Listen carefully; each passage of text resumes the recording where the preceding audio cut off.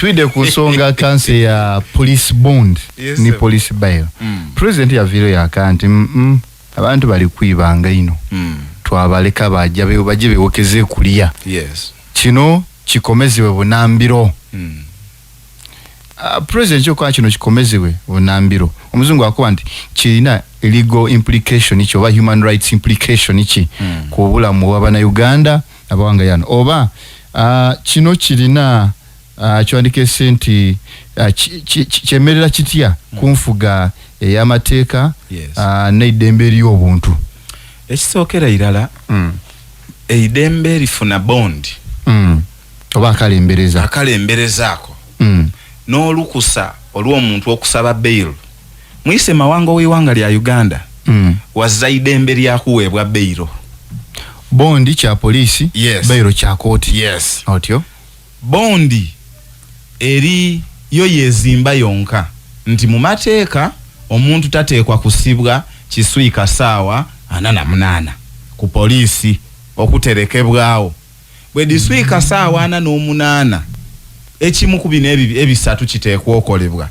Ekisooka either tuba tukyetegereiza nti azira musango twamuleka yagololaka, oba mu ekyo kyene eyamuvunaine agu withdrawinze akoze kyetweta additional statement bariconsilinze, oba ekyokubiri tumaze ozimba file esanctioningibwa tumutwaire mu kooti, oba ekyokusatu file kunonereza ku kabulamu tumuwa bondi council yagololeka. Council oli kanti okunonereza saa 48 tujja kujja mpula tusetule. Omuntu bamugemye ku Good Friday, public holiday. Waliwo Saturday, Sunday. Ate kai ku Monday yaba Easter Monday. Okuiramu okuulizaganya ne kooti lwakubiri from lwakutaano. Omuntu police ebeirewo enjo omuntu ontaboneka. Bafuni akalembereza Friday saa mukaga gwa misana bamugemye. So lwokuba idembe liri 48 ku Sunday bamuleke aniage uniage. Mbe anti-criminal justice system tekole etyo yo. Obona nena kudino debako bati kooti eri muluwumula. Yo criminal ezira ku ebyo. Era basobola okutwala bakusomera bulungi bwene. Criminal justice system ezira ku ebyo. Nige bako bati kooti diri muluwumula. Koodi bichi igetobona nga tubaire mu Igandalo aye bakukoba ati mutabane wa gundi bali muiza ku ibiri mu kooti. Kooti ebya Igandalo muno kai kumuiza ku ibiri kutya. Ebya criminal byose maternity. Yes sebo kuwale ku whispers. Maternity doctor ino kuwa full time. Tusaka mba ate kai maternity omule mu kuyona kizirayo. So ebya criminal byo byandawulo muku. Era waliwo ni circumstances ebasobola okubira omulamuzi nga ali mu leave bakoba ati munaida ensonga nkulu ino bati amya kooti bakusomera omusango era bakutwala ku remand obutegemye ekyo. Wabula ni kino kyona katukituukeku. Waliwo ebyokwerinda byaife olwisi webakoba nti tuwe muntu ono bondi. Ngekiri mu imisa bondi ti kutyobola idembe lye wabula kuli kuuma. Ekyokubonera abantu bakambwe bamuwununswisa buwununsusa abantu benda mwokyewa kitaka bamugemeire mu bwibi bwa piki nga nimwene polisi emukandira yeka nga nimwene mundeke munkume kuwano basadeni bakuba ati Seruganda soko osigale gano bwobo yendo woni obulamu kubanga tukizuire nti wetukulekulira direction yona yogema oza kilomita 2 okuva wano ngoka alina omutwe ku mabegago olwo obukambu obuli mu bantu.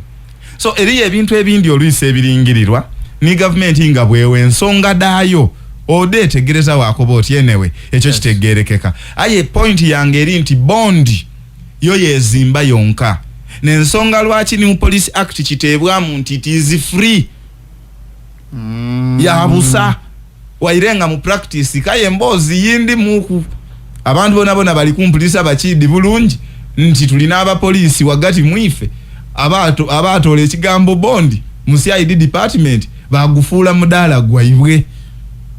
Ekyo kindi ayenze ndi kuogera ku mateeka gwoba naye bwabanga kyakola kyawukana ku kino ekyo kyakola tikifuuka kituufu olw'okuba iwo idi abakikola. Pegano yo beiro eyawukana ku bondi bitya nti mwise mawango muzalukusa lwakuweebwa beiro olukusa neidembe eririmu lyakugisaba obuyinza obugikuwa busigala mu mikono gya kooti. Police bond waliwo bibiri osogisaba ate naiteka irambika nti bayewo kastesa wadi waku either bakutwaire mu kooti oba bakulekulira ku bondi yezira ku ebyo. Eyo ni police. Yes. Aye court bail. Yo bailo eriwo eidembe litebwa mu constitution idembe lyokugisaba. Era omusibe nibwa abazira lawyer nawanika omukona ati nenda kusaba kweyimirirwa kooti emuwulirisa kuba idembe lye okusaba okweyimirirwa yayinonola kooti nti munange nina obulwaire buno ate mwikomereza bwidanda bwabwo nina abaana basatu abaana abo mama iwe yandekawo ninze mbalabirira zenka byona binonolwa pegano okoti kuwoza musango era ti kugutolawo kuberi yako bati nina abaana basatu ole yayenda abuza ati gwe watomeire ti yabaire mwana ali kumuzairewe tituliringa mu buzito oba buwedere bwa musango gwa iziza tuli bwa kukoba nti waliwo possibility ey'omuntu ono okuwoza ngo omusango bwava kuliya buti court tulina chetweta bail guidelines eda courts of judicature bichi court byeringirira ngeri ku considering application ya bail kyova obuyinza busigala mu mikono gya court okusalawo nti katumuwe bail oba tutamuwa basobola okuba nti okusinza ku kyetwetegereza omuntu ono muzeegwe bwe tumulekula alijja kuteteganya okunonereza ate ngo okunonenkereza kukajja mu maiso basobola okukoba nti okusinza ku kyetwetegereza omuntu ono bwe tumulekula omusango ogumusibisa gwa kwesomera inazalage oba maamage bali kulwanira bya busika n'olwekyo bwe tumulekula alijja kutamunkola kyeyatiisa okukola ku mukairo oyo therefore tutamuwa bail agira aba ku remand basoloka nti oba guida kulwawe ino tutase ku government yensansanya tumutoleyo abenga kuliya kwegamba balingire chika kyo musango goiziza balingirira obuwanvu bwa gundi the possibility of a substantial delay mu musango ogwo guyinza okulwawo obabe yo lina history chi mubwizi we misango akanti antecedents have established nti muna ifono ye mukolobezi na chinku in fact court ye neno yanka musibe mirundi yena aye talekera kulwana bana abayibi bolibo nabali kugumbulagana mu bidula banka mulekula inumagale ati yakubya abasala ensambya ati yanakuira akasimu yakoza ati nati kabiri muna kuisatu ina ati yaize mwalwanire mu nkuka era yewana nti nkuka nga n'ekitebe kye mwakyegezizaamu ne yaida yani ku kitebe kyeni UP yavaayo kwegamba byona biri awo so oluisi mu kugaba bail ayo already nkuidukiza nti ali ku bail era ekimu ku bukwakulizo bwa bail gye bamuwa buli nti toyikirizibwa kwirayo kwenigira mu kavuyo oli kibona ndowooza so it is already a breach of his bail conditions